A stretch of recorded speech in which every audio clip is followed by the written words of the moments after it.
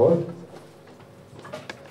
Seigneur, tu as été créé par ta parole, le visible et l'invisible. Seigneur, l'homme que tu as choisi aujourd'hui va nous parler de ta part. Laisse qu'au travers de cette parole, Seigneur, cette parole crée quelque chose en nous. Ce qui nous manquait, oh Dieu, spirituellement, matériellement, physiquement, que cela soit fait au nom puissant de Jésus. Que la bouche de ton serviteur soit ta bouche. Dispose nos cœurs à comprendre le message de cet après-midi. Toute malinterprétation de ta parole soit détruite dans le nom puissant de Jésus. Seigneur, que nos cœurs soient sensibles et disponibles à recevoir cette parole. Dans le nom de Jésus, j'ai ainsi prié. Amen. Amen, amen, amen. Amen. Nous acclamons encore une fois de plus le Seigneur. Gloire à Dieu. Si tu peux m'aider à faire le très beau sourire aux voisins de gauche et de droite. Les très beaux sourires aux voisins de gauche et de droite. Si tu ne connais pas son nom, tu lui demandes son prénom, comment il s'appelle. Amen. Que Dieu soit loué. Je bénis une fois de plus le Seigneur pour la grâce qu'il me fait de pouvoir me tenir au devant de vous pour partager la parole. Je ne manquerai jamais de remercier l'équipe dirigeante ici pour la confiance et la main d'association. Je voudrais partager avec nous aujourd'hui sur un thème que Dieu m'a fait monter à cœur, la délivrance du manque. Amen. Nous avons beaucoup de manques dans nos vies, mais Dieu nous va nous montrer comment est-ce que nous pouvons en être délivrés. Pour cela, nous levons, nous prenons nos Bibles dans 1 Samuel 13. Nous levons par respect pour la lecture de la parole de Dieu. 1 Samuel 13, à partir du 15e verset jusqu'au 22e. Je lis au nom du Seigneur Jésus. Puis Samuel se leva et monta de Gilgal à Gibéa de Benjamin.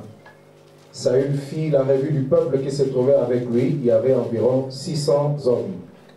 Saül, son fils Jonathan et le peuple qui se trouvait avec eux avaient pris position à Geba de Benjamin et les Philistins campaient à Mixpac. Il sortit du camp des Philistins 3 corps pour ravager. L'un prit le chemin d'Orpha vers le pays de Shual, l'autre prit le chemin de Beth-Horon et le troisième prit le chemin de la frontière qui regarde la vallée de Tséboïm du côté du désert. On ne trouvait point de forgerons dans tous les pays d'Israël, car les Philistins avaient dit, empêchons les Hébreux de fabriquer des épées et des lances. Et chaque homme en Israël descendait chez les Philistins pour aiguiser son soc, son raillot, sa hache et sa bêche, quand les tranchants des bêches, des raillots et des tridents et des haches étaient émoussés, et pour redresser les aiguillons. Il arriva qu'au jour du combat, il ne se trouvait ni épée, ni lance entre les mains de tous les peuples qui étaient avec Saül et Jonathan. Et il ne s'en trouvait qu'auprès de Saül et Jonathan, son fils. Nous allons dans Jean 2, 1 à 3 et le verset 11. Jean 2, 1 à 3, et nous allons lire le verset 11. 3 jours après, il eut des noces à Cana, en Galilée, la mère de Jésus était là. Et Jésus fut aussi invité aux noces avec ses disciples. Le vin ayant manqué, la mère de Jésus lui dit, ils n'ont plus de vin. Jésus lui répondit, femme, qu'y a-t-il entre toi et moi? Mon heure n'est pas encore venue. Sa mère dit au serviteur, faites ce qu'il vous dira. Or, il y avait là, nous allons prendre le verset 11, tel fut à Cana en Galilée le premier miracle que fit Jésus. Il manifesta sa gloire et ses disciples crurent en lui. Nous acclamons la parole de Dieu pendant que nous le mettons. Bien-aimé, Dieu a fait monter dans mon cœur, hier soir, j'étais triste. J'étais assez triste. Ma femme ne comprenait pas ce qu'il y avait dans mon cœur. Elle a même demandé, tu n'as pas l'air très content. Même quand nous sommes rentrés, nous sommes allés nous promener un peu au lac. Chez nous, on a un très beau lac dans notre ville. Ma fille même m'a dit, ah, ça vous a fait du bien, mais toi, tu n'as pas l'air content. Tu n'as pas l'air emballé. Oui, j'étais très triste parce que j'étais en train de me poser des questions par rapport à la situation. que nous, chrétiens, qui sommes censés être le Fils de Dieu, la manifestation de la gloire de Dieu, comment il nous arrive à essuyer des échecs et même à vivre des manques qui nous enlèvent de fois même la joie et qui nous enlèvent la paix. Et aujourd'hui, nous allons parler de cela. Bien aimé, vous savez, le peuple de Dieu que nous sommes, nous avons besoin de la direction. C'est-à-dire que nous devons avoir à l'esprit quel est le chemin que nous devons suivre pour résoudre nos problèmes. Nous avons besoin non pas seulement de la direction, mais nous avons aussi besoin de la provision. Vous savez, lorsque Saül, dont nous avons parlé dans notre lecture ici, a été un roi, dans 1 Samuel 9, le premier livre de Samuel que nous avons exploité, dans le 9e chapitre, on parle de son onction royale. Il est oint comme roi dans ces chapitres-là. Mais dans le 10e chapitre, le chapitre qui suit le verset du chapitre 9, on parle maintenant non pas seulement de son onction, mais on parle disons, de son couronnement. Dieu fait les choses toujours comme cela. Le pasteur en priant a dit quelque chose qui a retenu mon attention, les choses invisibles et les choses visibles.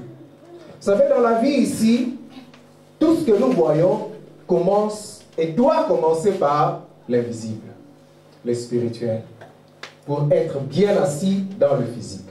C'est comme ça que Dieu, lorsqu'il a appelé Saül, lui a donné d'abord l'onction. Ce n'est qu'après que le couronnement ou la manifestation de cette onction-là a suivi.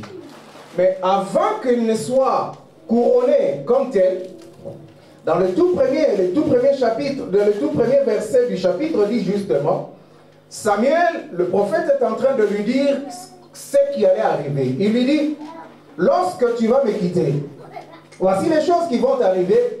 C'est là que tu vas comprendre que tout ce qui est arrivé, tout ce que j'ai fait là, ce n'est pas de la comédie, mais c'est vraiment la voie que Dieu a tracée pour toi. Lorsque ces choses-là vont avoir leur accomplissement, tu vas comprendre que c'est Dieu qui t'a envoyé ici, et tout ce que je t'annonce là, tout ce que j'ai été annoncé là, vont aussi s'accomplir de la même manière.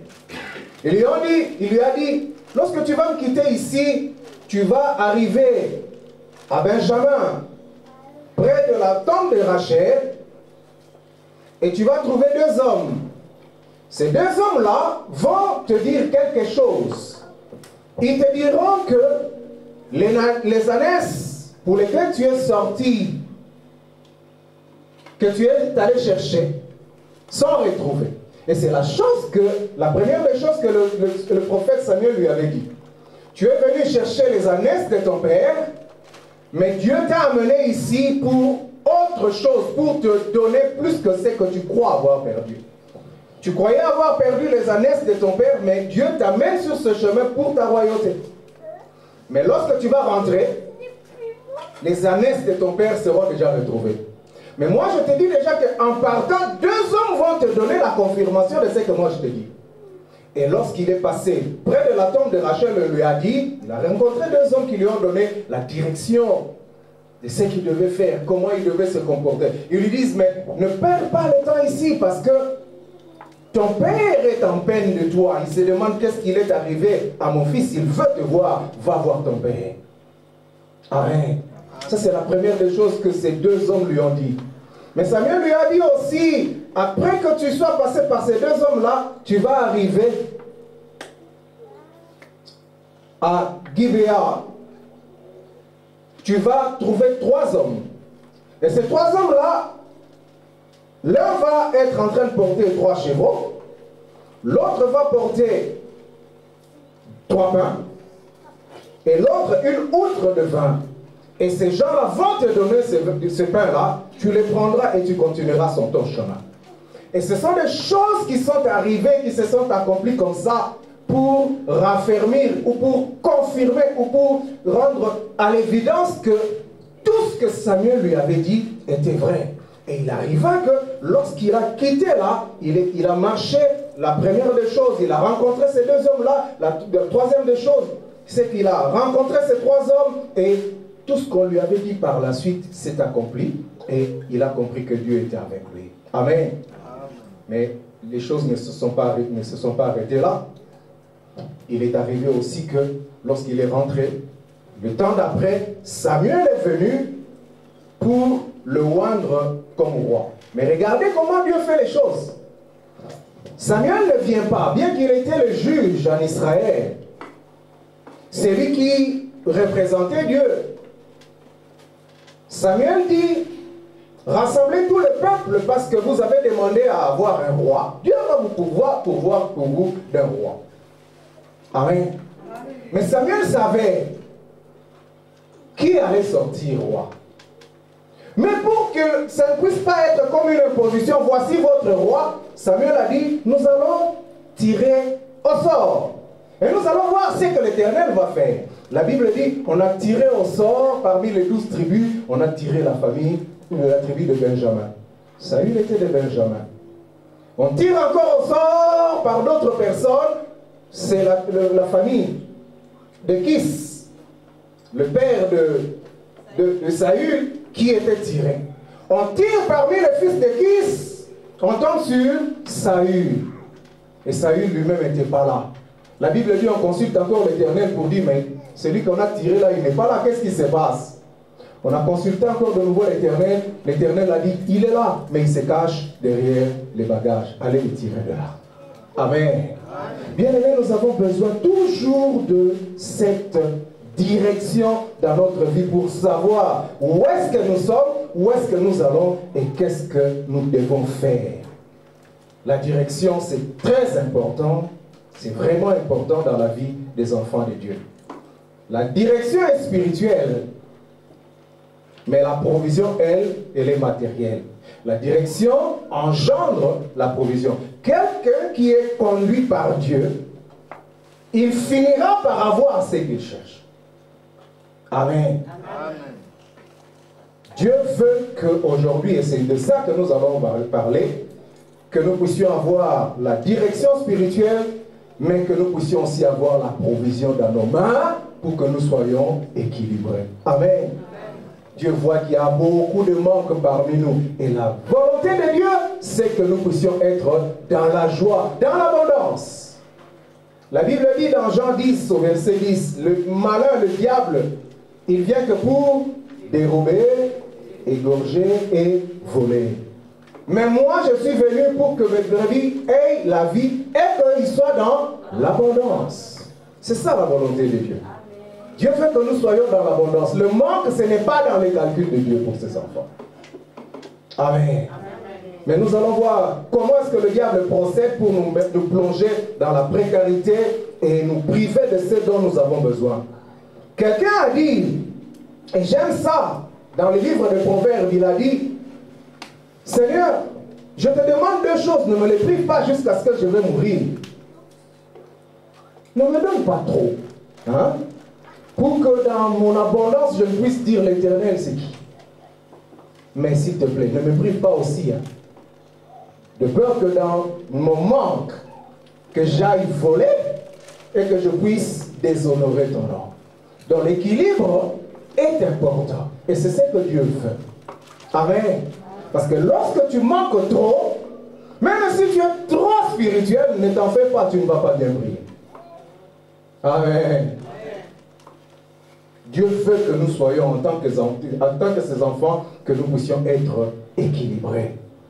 Dieu veut que nous puissions avoir et le pain, mais que nous puissions aussi avoir l'esprit. Dieu ne veut pas que nous soyons seulement des gens qui parlent beaucoup en langue, papa, dans l'église, ce qui est très bien, mais Dieu veut aussi que ceux qui parlent en langue, ils puissent avoir quelque chose, qu'ils aient de quoi subvenir à leurs besoins, que ne manque pas de tout. Amen. La Bible dit dans Ecclésiaste 9 au verset 16, la sagesse du pauvre est méprisée. Amen. Si tu es pauvre, tu peux avoir toute la sagesse possible, mais tu as difficile à faire passer ton message. Amen. Voilà pourquoi Dieu veut que nous puissions équilibrer, avoir ce de quoi nous avons besoin. Le manque, quand nous parlons de manque, bien aimé, ne pensez pas que nous parlons seulement de manque d'argent. Le manque ne concerne pas seulement l'argent ou des choses matérielles, mais le manque peut être aussi psychique ou même plus loin spirituel. Vous pouvez manquer la paix. Amen. Vous savez, il y a beaucoup de gens qui ont de l'argent, il a l'argent, mais il n'est pas heureux. Pourquoi? Parce qu'il lui manque la paix. C'est un manque. Vous pouvez manquer d'amour dans la famille. Des gens qui s'entretuent et tout. Mais cette famille, je ne comprends pas, il n'y a pas d'amour entre nous. C'est un grand manque et c'est un grand danger. Manque de discipline pour soi. Un bon chrétien, mais il a un problème. Il manque de discipline. Si bien que lui, une sœur ne peut pas passer sans qu'il puisse faire des dégâts plus tard. Vous comprenez de quoi je veux dire? Amen. C'est un manque aussi. Le manque d'enfant. Quelqu'un qui a besoin d'avoir un enfant, qui a tout, mais qui est privé d'enfant. Le manque de travail, le manque de ceci ou de cela dans notre vie. Mais Dieu veut que ces enfants puissent avoir ce dont ils ont besoin. Mais il y a 4 vérités dans le manque. Première chose, c'est que nous devons comprendre que le manque, c'est une planification du diable et du monde des ténèbres. Amen. Le manque, c'est une planification du diable et du monde des ténèbres. Voilà pourquoi j'ai choisi cette écriture-là à dessein. Vous avez vu qu'est-ce qui s'est passé? Ils étaient en train de se préparer à la guerre. N'est-ce pas? On dit que Saül a fait sortir en campagne militaire des hommes, 600. Les Philistins aussi ont préparé leur homme. Ils se sont même dispersés sur 3 directions. Mais on lit plus tard qu'il y avait une chose que les Juifs, que les Israéliens n'avaient pas compris, c'est qu'il leur manquait des armes. Comment est-ce que vous pouvez imaginer une armée, des gens qui vont en guerre, mais qui n'ont pas d'armes? Amen. La Bible dit, ceux qui avaient des armes, c'était qui? Non, ceux qui avaient des armes, dans l'époque quand les Israélites, il y avait qui? Il y avait Saül seulement, le roi et son fils. Tous les autres, des militaires, mais les militaires, je ne sais pas s'ils allaient avec leur ngono ou quoi, papa. Une armée sans armes. Mais nous comprenons que c'était quelque chose qui était planifié. Bien aimé, nous allons relire ça très vite. La Bible dit, nous l'avons lu, et la Bible dit que c'était quelque chose qui était préparé d'avance. Quelque chose qui était préparé. Les Philistins s'étaient arrangés de façon à ce qu'il n'y ait pas d'armes en Israël. Qu'il n'y ait pas d'armes. Au verset 19, la Bible dit, on ne trouvait point de forgerons dans tous les pays d'Israël. Car les Philistins avaient dit, empêchons les Hébreux de fabriquer les épées ou les lances. Amen. Donc avant même que ce combat-là, qu'ils ont livré à cette date-là n'arrive, les autres avaient déjà planifié leur stratégie. Amen. Bien aimé, le manque, tu vis aujourd'hui le manque, mais le diable a planifié cela pour que toi tu puisses le vivre aujourd'hui. Amen. Quand on manque, on se plaint. Et quand on se plaint, on peut même arriver à maudire Dieu. Et le diable veut de ça. Rappelez-vous, lorsque la santé est arrivée à manquer à Jean, sa femme lui a dit, maudit Dieu et meurt.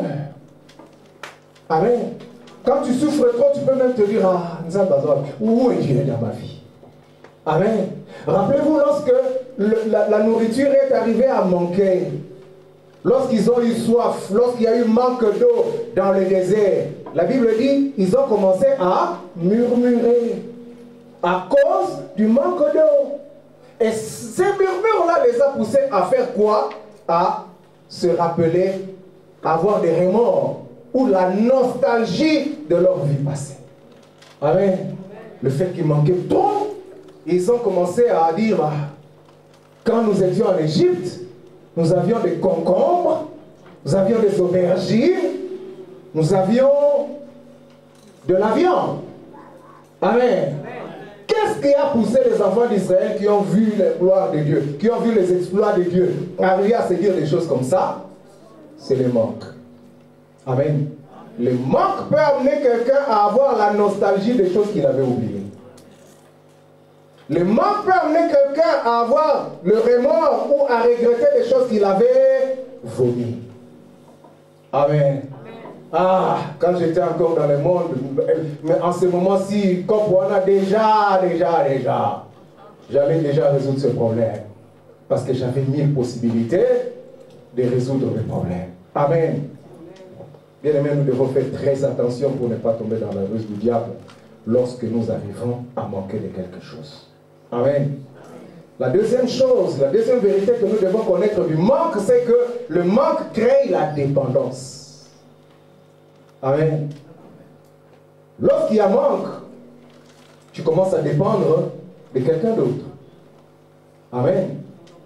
Nous qui sommes ici, hein, je ne sais pas si ce n'est pas le cas pour vous, nous qui sommes en Europe, nous sommes quoi? Devenus les autres, ceux qui sont au pays, qu'est-ce qu'ils font? Ils dépendent de nous. Beaucoup de familles dépendent de ceux qui sont en Europe. Ils nous ont même donné des noms, des professionnels. Nous sommes des pros, nous jouons dans des... Vous voyez, hein, quand il y a compétition internationale, on fait les sélections des équipes. La majorité de ceux qui jouent dans les pays en Afrique, là-bas, dans les sélections nationales d'Afrique, ils viennent d'ailleurs. On les appelle des joueurs professionnels. Les locaux, là, ils ne sont même pas classés. Amen. Ils se considèrent eux comme des locaux et nous sommes des professionnels. Tout vient de pros. Tu vois comment est-ce que les gens dépendent de toi et comment ça pèse. Et tous les pays, même sous-développés, quand ils font leur budget, ils placent une bonne partie de leurs ressources. Parce que dans le budget, vous prévoyez vos ressources et vos dépenses. Mais une bonne partie dans les pays sous-développés, quand ils font leur budget, la grande partie du budget, ils mettent ça sous le compte de l'aide extérieure. C'est-à-dire qu'ils ne se sentent pas capables de produire ces ressources-là, ou cet argent-là, ou ces financements-là. Ils se disent, bon, nous allons faire appel à l'aide internationale, comme ça nous allons équilibrer notre budget. Le manque crée la dépendance. C'est-à-dire que dans votre propre budget, vous dépendez des autres. Vous avez suivi récemment, même le président d'ici a dit, nous allons faire quoi?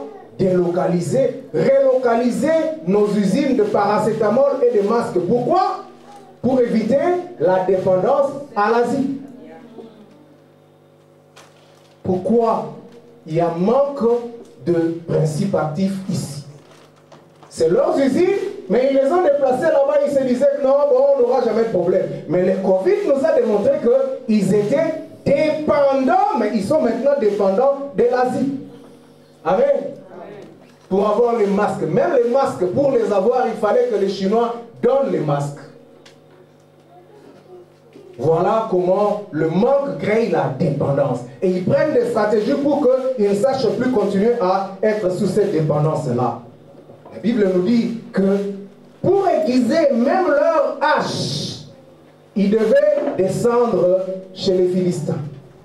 C'est-à-dire que ce sont nos propres armes, mais lorsqu'elles arrivent à s'émousser, même les bêches, les couteaux et tout ça, pour les aiguiser, quand ça arrive à ne plus avoir de tranchants, quand ça s'émousse, vous devez traverser là-bas. Pourquoi? Parce qu'ils se sont arrangés pour qu'il n'y ait plus de forgerons. Amen. Le manque crée toujours la dépendance. La troisième chose, c'est que le manque engendre un autre manque. Amen. Lorsque tu commences à être en manque, fais attention. Parce que le manque, souvent, arrive à entraîner encore d'autres manques. C'est un principe spirituel. Hein? L'argent, ça attire l'argent. Amen. C'est comme la saleté. La saleté attire la saleté. La propreté, ça attire la propreté. Vous voyez, quand vous êtes dans un endroit tellement propre que vous avez votre bout de papier, Vous avez même honte, vous vous gênez pour jeter ça. Hein? Pourquoi? Parce que vous dites non, c'est tellement propre que je ne vais pas aller. Non. Mais quand c'est sale, tu te dis, ah, je m'en fous, tu balances ça. Amen. Pourquoi chez nous c'est très sale? Parce que ben, c'est déjà sale. Si je dois jeter encore par-dessus quelque chose de sale, est-ce que ça fera quoi? C'est déjà sale, non? Amen. Le manque engendre un autre manque. Matthieu 25 au verset 8. On parle de vierges folles. Ils avaient un manque. Leur premier manque, c'était l'huile. Il manquait de l'huile, ces vierges-là. Les vierges folles avaient seulement pour péché le fait de manquer de l'huile. Mais leur manque-là a entraîné un autre manque. Ils ont manqué le royaume des cieux. Amen. Parce que la Bible dit, lorsqu'on a dit, voici l'époux, aller à sa rencontre, la Bible dit que ceux qui avaient de l'huile dans leur lampe, ils ont fait quoi? Ils ont allumé les lampes, ils sont partis à la rencontre de leur époux. Mais ceux qui n'avaient pas, ceux qui manquaient, elles n'avaient pas de quoi allumer leur lampe. Ils ont demandé, mais nous on n'a pas de quoi, vous ne pouvez pas dépendre de nous. Parce que nous on a de quoi seulement allumer nos lampes. La Bible dit, lors de leur manque là, elles ont encore manqué le royaume et l'époux. Amen. La quatrième chose, c'est que le manque crée la servitude. Amen. Bien aimé, quand tu manques trop, attention. C'est un esprit, nous allons prier pour que Dieu nous délivre. C'est ça même le titre de notre exhortation. La délivrance du manque. Parce que quand tu manques, tu peux arriver à tomber dans la servitude. C'est-à-dire que tu deviens esclave d'une autre personne. C'est ce qui est arrivé. Hein? 2 Rois 4 au premier verset. Ma fille, tu peux nous lire ça s'il te plaît rapidement. 2 Rois 4, le tout premier verset.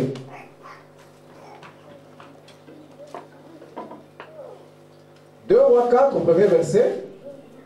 Quelqu'un a trouvé? Non? Je vais lire. Une femme d'entre les fils des prophètes cria à Élisée en disant, ton serviteur, mon mari, est mort, et tu sais que ton serviteur craignait l'Éternel. Pas de problème hein, de ce côté-là. Un homme pieux qui sert Dieu 10 sur 10. Mais le créancier est venu pour prendre mes 2 enfants et en faire ses esclaves. Ah, quelle histoire. Un homme bien qui craint Dieu, qui sert Dieu, fils de prophète, qui sert un autre prophète Élisée, mais il avait des dettes. On contracte des dettes et comme on manque. Il était tellement dans des problèmes financiers qu'on lui a posé des conditions. La condition c'était, écoute, voilà la date de remboursement. Si tu n'arrives pas à rembourser, mais je viendrai, je serai en droit de prendre tes enfants pour en faire mes esclaves et récupérer mon argent. Voilà le document, tu peux signer en bas, dit tu écris, lui est approuvé. Amen. Comme on nous fait, hein? Qui connaît cette phrase-là? Lui est approuvé. Lui est approuvé, bon pour accord. Amen. À la banque. Tu vas lire, tu vas, ah oui, j'ai besoin d'argent. Amen. Mais tu te mets aussi toi-même la corde au cou parce que tu as signé. Amen. Bien aimé, le manque en crée la servitude. Mais j'ai une bonne nouvelle pour toi aujourd'hui. C'est que Dieu a pris de l'avance sur ton problème. C'est que Dieu a déjà prévu quelque chose de bien pour toi. Dieu sachait que le problème allait arriver. Prends des dispositions bien avant même que la chose n'arrive. Oh, quelqu'un n'a pas compris. Bien aimé, Jésus-Christ, on l'appelait l'agneau de Dieu qui était immolé quand? Dès avant la fondation du monde. Amen. Dieu savait qu'il y aurait un problème du péché. Et Dieu a pris des dispositions pour déjà préparer quelqu'un. Voilà pourquoi le Seigneur pouvait dire, tu n'as agréé ni holocauste, ni victime, mais tu m'as formé un corps. Voici, je viens me donner en sacrifice pour eux. Amen. Voilà pourquoi le Seigneur, lorsqu'il était en train de commencer son message, Jean-Baptiste pouvait dire, voici l'agneau de Dieu qui ôte le péché du monde. Cet agneau-là était déjà préparé à l'avance, mais il est seulement manifesté. Dieu avait déjà pris des dispositions. Il est venu avec son sang. L'agneau ne vient pas pour... L'agneau vient pour donner et verser de son sang. Et mon Seigneur un jour a dit, je vous donne cette coupe, la coupe de la nouvelle alliance à mon sang. Quand vous êtes dans cette alliance-là, vous ne serez plus privé de quoi que ce soit. Acclamons le Seigneur bien-aimé. Amen. Et il est arrivé aussi que le Seigneur, nous avons lu ça, est allé s'est retrouvé dans une fête de noces. Amen. Il est arrivé que pendant qu'ils étaient là, le vin est arrivé à manquer. Amen. Le vin est arrivé à manquer. Il n'y a plus de vin. Il y a un manque de vin dans une fête qui devait continuer un certain temps. Amen. Mais Marie prend des dispositions et dit, mais je sais que celui qui est là, sa simple présence suffit. Oh, lorsque Dieu est là, je ne crains rien. Lorsque Dieu est présent dans mon problème, dans ma situation, je sais que je ne peux rien craindre parce qu'il y aura une solution. Amen. Et Marie leur a dit, faites tout ce qu'il va vous dire. Et bien aimé, je peux aussi te dire, la chose que Dieu te donne est toujours meilleure par rapport à ce que tu avais consommé avant.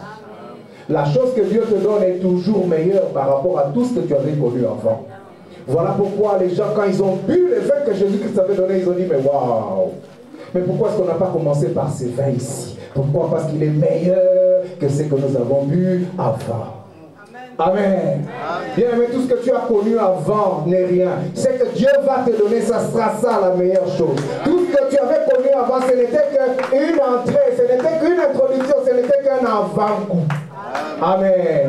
Le plat consistant, tu ne l'as pas encore mangé. Le plat consistant, tu vas le manger lorsque le Seigneur va entrer en scène. Amen. Bien aimé, c'est ça, c'est que Dieu veut que nous puissions comprendre par rapport au manque. Mais comment est-ce que le diable procède pour nous plonger dans le manque? Comment il fait? Le diable utilise deux stratégies, deux méthodes. Premièrement, le diable procède par ce qu'on appelle le siège ou l'encerclement. Nous allons lire 2 Rois 6, du 24e verset, deuxième livre de Rois, du 24e verset jusqu'au 30e. Vous allez entendre cette histoire très triste. Je le lis rapidement, nous allons comprendre pourquoi est-ce que j'ai dit ça comme ça. La Bible dit, 2 Rois 6, 24 à 30. Après cela, Ben-Hadad, roi de Syrie, ayant rassemblé toute son armée, monta et assiégea Samarie. Il eut une grande famine dans Samarie et ils la serrèrent tellement qu'une tête d'âne valait 80 cycles d'argent et le quart d'un câble de fiente de pigeon 500 cycles d'argent. Comme le roi passait sur la muraille, je vais donner des éclaircissements ici. Lorsqu'on parle de fiente, imaginez le degré de la famine. C'est-à-dire qu'il n'y a plus tellement rien à manger. La fiente là, c'est les excréments des pigeons. Ah, ma fille a fait berk, ah oui. C'est-à-dire qu'il n'y a plus rien à manger. Même les pigeons, on a mangé toutes les pigeons, il n'y en a plus. Mais les pigeons font tellement quand ils défèquent partout là, même les excréments des pigeons ont commencé à les manger. Est-ce que vous pouvez vous imaginer le degré de la famine? Vous pouvez vous imaginer le degré de Yanzala, le degré, je le dis mieux, le degré de la faim, de la famine. Amen. On dit une tête d'âne, une tête, seulement une tête. D'abord, l'âne, il n'y a pas beaucoup, mais sur les ânes, une petite tête de rien du tout. Ça coûtait très cher. Et regardez ce qui y arrive. Le roi, comme le roi passait sur la muraille, une femme lui cria, sauve-moi au roi, mon Seigneur. Écoutez la réponse du roi. Si l'Éternel ne te sauve pas, avec quoi te sauverai-je? Avec le produit de l'air ou du pressoir? Amen. Amen. Le roi devient même méchant, il répond bizarrement. Pourquoi? Parce que le manque était tellement roi. Mais regardez, la chose la plus compliquée, c'est que la femme raconte ce qui est arrivé. Nous avons fait le rôle, qu'as-tu fait? Elle répondit, cette femme-là m'a dit, donne ton fils. Nous le mangerons aujourd'hui. Et demain, nous mangerons mon fils.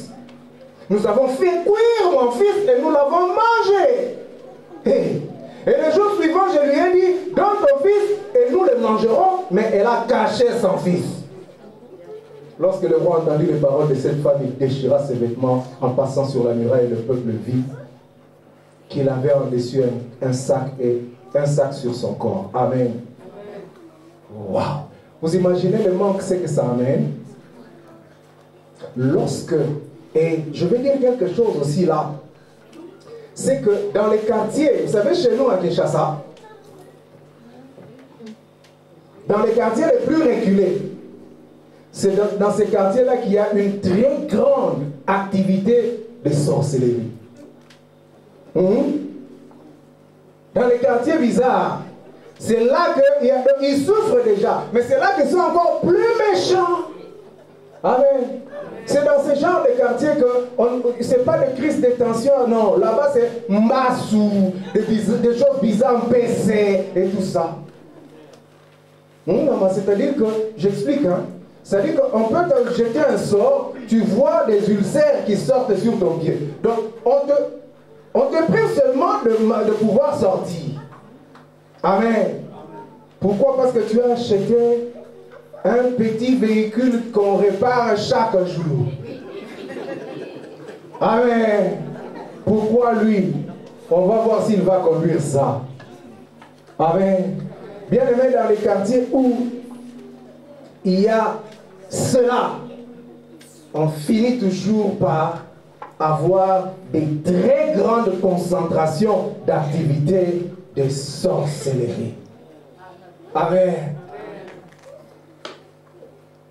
Mais nous allons dire aujourd'hui à Dieu, Seigneur, nous refusons cela. Amen. Amen. Nous allons dire à Dieu, Seigneur, nous refusons de tomber dans ces choses-là. Qui est d'accord avec moi? Amen. Et nous allons dire, Seigneur, nous refusons, nous voulons être délivrés du mal. Nous allons vouloir être délivrés du manque. Amen. Amen. La deuxième chose que Satan utilise, à part l'encerclement, c'est-à-dire que le diable met autour de toi, toi tu ne le sais pas, ou tu peux le savoir, mais autour de toi, tu ne peux pas sortir. L'encerclement ou le siège, c'est-à-dire qu'on a bloqué toutes les voies de sortie. Amen. Le siège, vous voyez, hein, les villes étaient encerclées. Il y avait des murailles tout autour des villes. Alors pour prendre une ville, qu'est-ce qu'on faisait? On venait mettre tout autour des armées. On l'encercle. C'est-à-dire, c'est ça qu'on appelle le siège. Donc, c'est-à-dire que vous êtes assiégé. Donc, toutes les portes de sortie sont bloquées. On a mis des militaires de façon à ce que celui qui peut sortir pour aller au champ, on le tue. Et vous savez qu'il y a des militaires là, vous ne savez plus sortir. Et plus que vous ne savez plus sortir, vous ne pouvez plus aller travailler. Vous restez là et vous commencez à mourir de faim. Parce qu'on ne produit pas dans la ville, on produit dans le champ. Amen. Chez toi, tu vas dormir. Pour aller travailler, tu dois sortir pour aller au champ. Les champs aujourd'hui, c'est nos travail, nos usines, et là où nous allons travailler. Amen. Et le diable va bloquer toutes ces voies-là de sortie pour que tu n'aies pas de débouchés et que tu sois complètement assiégé ou encerclé. Et c'est ça que le diable fait. La deuxième chose que le diable fait, c'est que le diable te détache de la source. Le détachement de la source. Première méthode, c'est qu'il assiège la personne. La deuxième chose, c'est que le diable détourne la personne de sa source de bénédiction. Amen. Le détachement de la source de bénédiction. Luc 15, vous connaissez l'histoire du fils prodigue, n'est-ce pas? Il a dit à son père, donne-moi la part qui me revient et je m'en irai. Le fils ne savait pas que ce qu'il était en train de demander là, c'est lui qui avait produit ça. La source, c'était le père. Entre guillemets, je veux dire quelque chose pour les lecteurs de la Bible. Le mot père, hein, c'est Abba. Amen. Abba, c'est le sens premier de Abba, c'est la source. Amen. Donc, c'est-à-dire, le Père, il est la source. C'est le Père qui donne la vie. Amen. Le Père, c'est Abba. C'est comme ça que le Seigneur disait Abba, Père. Voilà. Donc, Dieu est ma source, d'où je suis venu, d'où je tire ma force, d'où j'ai tout. Amen. Et le diable fera en sorte que tu sois séparé de ta source de bénédiction. Amen. Et c'est ce que cet enfant-là avait fait. Je vais changer. Donne-moi ce qui me revient. Je m'en vais, je vais faire ma vie. Le père a dit, mais mon fils ne fait pas ça. Il dit, non, je sais ce que je fais. Je prends ce qui me revient et je m'en vais. Amen. Bien-aimé, quand cet enfant-là a changé sa position, sa condition de vie aussi a commencé à changer. Lorsque tu changes ta position, ta condition aussi finira par changer. Amen. Bien-aimé, nous devons faire très attention. Il faut savoir d'où me vient ma bénédiction, d'où me vient ma force. Il faut toujours savoir. Tu peux peut-être ne pas savoir, mais le jour où tu vas te détacher de ce qui fait ta force, c'est ce jour-là que tu comprendras que tu commences à tarir, tu commences à sécher. Et le fils, quand il s'est détaché, quand il a quitté sa position dans la maison du père, la Bible dit qu'il s'est détaché de son père, sa condition de vie aussi a commencé à changer, jusqu'à se retrouver dans le manque, dans la pauvreté. Amen. Je vais dire à quelqu'un, un enfant de Dieu, lorsque tu vas vouloir te détacher de Dieu, ne t'en fais pas. Même si aujourd'hui ou demain tu ne sens pas encore les effets, tu te dis, mais bon, j'ai laissé ces choses-là, je continue à vivre. Tu finiras par t'étouffer. Amen. Vous savez, lorsqu'on sort le poisson de son milieu naturel, l'eau, continue encore à bouger. Hein. Il ne meurt pas. Voilà, le tcham va bien, il commence à bien danser. Amen. Mais il commence aussi à étouffer par là. Laissez-le seulement quelques temps en dehors de son milieu, de sa source. Le poisson va commencer à dépérir et à mourir et il va s'étouffer. Amen. Bien-aimés, nous devons savoir quelle est la source de notre bénédiction. David est en train de mourir. Il demande à ce qu'on puisse introniser son fils, Salomon. Il lui donne le conseil suivant. Vous pouvez aller lire ça dans 1 Roi 2, 1 à 4. David lui dit, fils, tu vois le secret de ce que je suis là. Tout ce royaume qui est devenu assis là comme ça. Le secret de ça, c'est la parole de Dieu.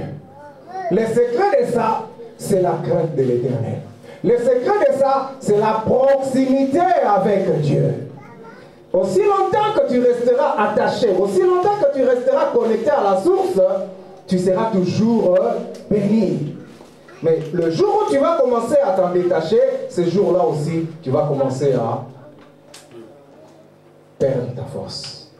David dit, je lis ça rapidement, David approchait du moment de sa mort, il donna ses ordres à Salomon, son fils, en disant, je m'en vais par le chemin de toute la terre, fortifie-toi et sois un homme.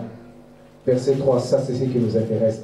Observe les commandements de l'Éternel ton Dieu, en marchant dans ses voies et en gardant ses lois, ses ordonnances, ses jugements, ses préceptes, selon ce qui est écrit dans la loi de Moïse, afin que tu réussisses dans tout ce que tu feras et partout où tu te tourneras. Et afin que s'accomplisse, l'Éternel accomplisse cette parole qu'il a prononcée sur moi. L'Éternel m'a fait une promesse. Si tes fils prennent garde à leur voie en marchant avec fidélité devant moi, de tout leur cœur, de toute leur âme, tu ne manqueras jamais d'un successeur sur le trône d'Israël. Amen. C'était ça le conseil que David donnait à son fils Salomon. Salomon, tu veux connaître les secrets de tout ce que j'ai là? Tu veux connaître les secrets de tout ce royaume qui est bien assis? Tu veux connaître le secret de ma réussite? La marche avec Dieu, l'attachement avec Dieu. Amen. Mais allez lire le psaume 119, vous allez comprendre ce que David était en train de dire là-dedans. Amen. L'attachement à Dieu. L'attachement à Dieu. Mais comment donc nous pouvons être délivrés du manque? Puisque nous parlons de la délivrance du manque. Amen. Bien-aimés, la chose que nous devons connaître, la première et la plus grande solution à notre délivrance, c'est que Dieu, l'Éternel, y soit notre berger. Amen. Dieu, l'Éternel, qui soit celui qui marche au-devant de nous. Voilà pourquoi le psaume 23, verset 1 dit, l'Éternel est mon berger, je ne... Amen. C'est ça la plus grande et la première des solutions à notre délivrance. Si le berger, il est là, comme il était dans les noces de Canaan, s'il est là dans ta vie, ne t'en fais pas, il y aura une solution au manque que tu es en train de suivre. Si le berger est là dans ta vie, ne t'en fais pas, il y aura toujours une solution à ce que tu es en train de chercher. Amen.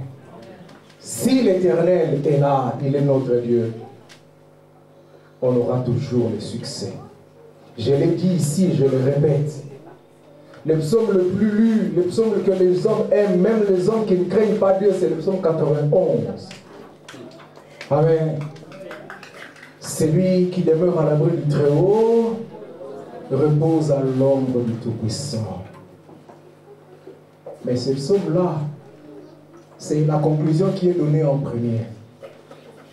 Mais il devrait normalement commencer par le deuxième verset. Et le premier verset, là, il devait être à la conclusion. C'est un figure de style en français. On appelle ça. Donc, pour démontrer quelque chose, tu peux commencer par poser la solution. Et puis tu démontres après. Amen. Celui-là, la Bible dit au verset 2, je dis à l'Éternel, tu es mon Dieu, l'Éternel en qui je me confie. C'est celui-là, cette personne-là, qui est dans cette position-là, qui peut dire, tu ne craindras jamais les terreurs de la nuit, ni les flèches qui volent en plein jour, 1000 tomberont à tes côtés, 10 000 à ta droite, et tu ne seras jamais atteint. Quel est cet homme-là?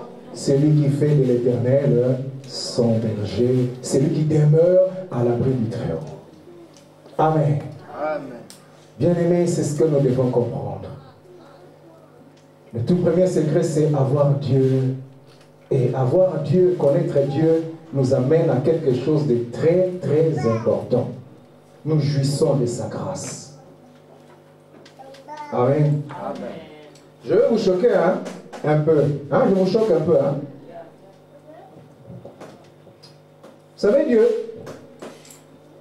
je préfère ne pas le dire. Ça risque de beaucoup vous choquer. Ça va pas? Ceux qui ne sont pas ses enfants, Dieu... Non, je ne vais pas le dire. Dieu n'a pas de compte à rendre. Dieu n'est pas responsable de ce qui leur arrive. Tu as Dieu, Dieu s'occupe de toi. Tu n'as pas Dieu, tu te débrouilles à ta manière. Dieu a donné à l'homme l'intelligence. Hein? Tu peux t'en sortir aussi avec l'intelligence. Tu peux t'en sortir aussi avec le travail. Mais la grâce, Tu ne l'as pas. Amen. J'ai encore 10 minutes. Rentrons dans Ésaü et Jacob. Jacob, Ésaü, c'est l'aîné. C'est lui qui devait avoir le droit d'aînesse. C'est lui l'aîné. Mais il était tellement négligent que il a commencé par vendre son droit d'aînesse à son petit frère. Les droits d'aînesse, c'est quoi? Je te le vends. J'ai faim, mais non, donne-moi d'abord. S'il était spirituel, il allait dire petit. Que banal. Amen. On ne joue pas avec ces choses. Mais la négligence d'Ésaü a été démontrée parce que, vous voyez un peu à quel degré, avec quoi il a vendu le droit d'aînesse? Le manger. Le manger à mon père, il m'a souvenu pété, papa. Les lentilles. Amen. Amen. Quelle négligence! Mais lorsqu'il a perdu son droit d'aînesse, la Bible dit que Jacob, son petit frère, a été béni. Lui, quand il est revenu de la chasse, et que son père a compris, et qu'il a compris que il y a des problèmes, il y a quelque chose qui ne marche pas ici. Amen. Il a dit à son père, mais n'as-tu que cette bénédiction-là, papa? Son père lui a dit, je l'ai béni. Mais, le père ouvre quand même l'ouverture. Je l'ai béni, aussi sera-t-il béni. Toi, tu seras privé de la... Ah non, je préfère qu'on lise ça. Hein? Je préfère qu'on lise ça. Je préfère qu'on lise ça. Parce qu'il y a certaines choses, j'aime bien qu'on lise parce que vous allez penser que je suis en train de raconter des histoires.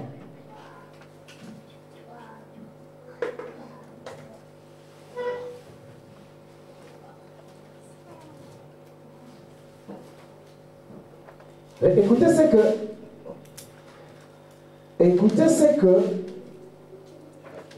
Jacob, non, Isaac dit. Il a dit, quand l'autre est venu, il lui a dit quelque chose, je veux qu'on ressaisisse ça. Isaac fut saisi d'une grande et d'une violente émotion. Il dit, qui est donc celui qui a chassé du gibier et me l'a apporté? J'ai bu, et ça c'est Isaac qui parle, le père. Je mangeais de tout avant que tu ne vinsses et je l'ai béni. Ainsi sera-t-il béni. Lorsque Ésaü a entendu les paroles de son père, il poussa des cris forts, pleins d'amertume. Bénis-moi aussi, mon père. Isaac dit, ton frère est venu avec la ruse, il a enlevé ta bénédiction. Ésaü dit, est-ce que c'est pour ça qu'on l'a appelé du nom de Jacob, etc. et tout? Il a enlevé mon droit d'aînesse et maintenant qu'il vient m'enlever ma bénédiction. Il lui dit, n'as-tu point réservé de bénédiction pour moi, papa? Isaac répondit à Ésaü, voici, je l'ai établi ton maître. Et je lui ai donné tous ses frères pour serviteurs. Je l'ai pourvu de blé et de vin. Que puis-je donc faire pour toi, mon fils? Verset 38, il continue à supplier. La mort veut couler de partout. Il dit à son père, n'as-tu que cette seule bénédiction, mon père? Bénis-moi aussi, mon père. Et Ésaü leva la voix et pleura. Isaac, son père, répondit et lui dit, voici, ta demeure sera privée de la graisse de la terre et de la rosée du ciel d'en haut. Amen. Ce qui sort d'en haut, ce qui vient d'en haut, tu seras privé de ça. Mais, tu vivras de ton épée et tu seras servi à ton frère. Mais en errant librement ça et là, tu briseras son joug de dessus ton cou. Amen. C'est-à-dire que toi, tu pourras toujours t'en sortir, mais pas avec la bénédiction qui vient d'en haut. Amen. Toi, pour gagner, tu seras obligé de beaucoup travailler. Tu gagneras avec ton épée, en errant ça et là, en bataillant dur. Amen. La bénédiction de ceux qui n'ont pas Dieu, ils sont très forts parce qu'ils savent travailler, ils sont intelligents et tout. Mais la grâce... Amen.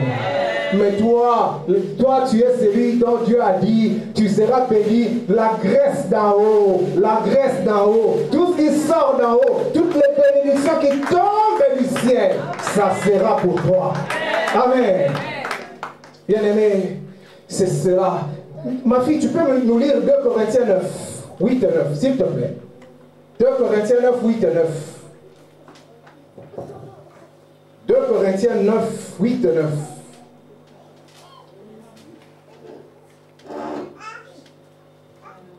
Et Dieu peut vous combler de toutes sortes de grâces. Et Dieu peut vous combler de toutes sortes de grâces. Afin que possédant toujours en toutes choses. Afin que possédant toujours en toutes choses. De quoi satisfaire à tous vos besoins. De quoi satisfaire à tous vos besoins. Vous ayez encore en abondance pour toute bonne œuvre.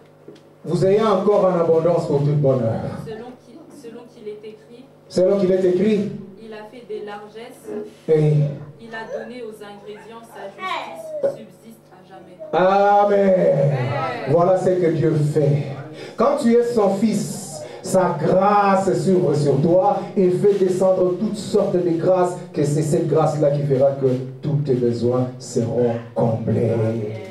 Amen. Tu bénéficies d'abord de la grâce de Dieu. La grâce de Dieu sur ta tête. Lorsque tu as la grâce de Dieu sur ta tête, je l'ai dit ici une fois, c'est comme l'onction qui est déjà là. Amen. Lorsque l'onction est déjà là, ne t'en fais pas. L'onction cherche la maison royale. Amen. L'onction cherche là où se trouve le trône. L'onction va te pousser vers là où le trône se trouve. Même s'il y a quelqu'un qui est assis là, ne t'en fais pas. Ton onction fera que toi, tu vas t'approcher et c'est ta place, tu le prendras. Amen. Bien-aimé, le Père bénit. Le Père, lui, il bénit. Comme Jacob, Isaac a béni ses fils.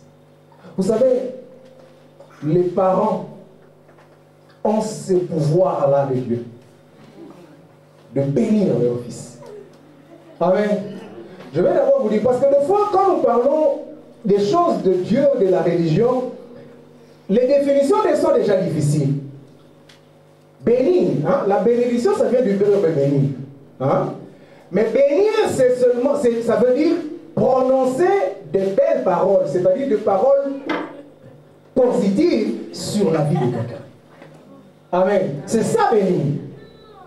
Donc quand tu bénis tes enfants, tu dis des choses positives sur eux. Quand tu es en train de proclamer des choses bien sur leur vie, tu es en train de poser sur eux la bénédiction. Amen. Alors je viens te poser une question simple. Quand pour la dernière fois, toi qui es là, tu as donné quelque chose à tes pères, tu diras, moi je suis orphelin de père et de mère, papa, maman, bakoufa, kala. Oui, ils ont des frères, hein? Tu as des oncles, leurs petits frères et tout ça là. Ils sont tes pères. Amen. Quand pour la dernière fois tu as fait une bonne action, qui puisse les amener à te bénir. Amen. Parce que quand tu fais une bonne action, je l'ai dit ici, ils dépendent de nous, ils prononcent des paroles de bénédiction là où ils sont. Oh, que Alpha soit béni. Alpha, j'ai reçu l'argent que tu m'avais envoyé par Western Union.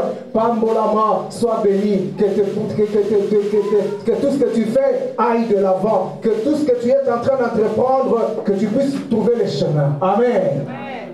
Bien-aimés, ne soyons pas spirituels à l'excès.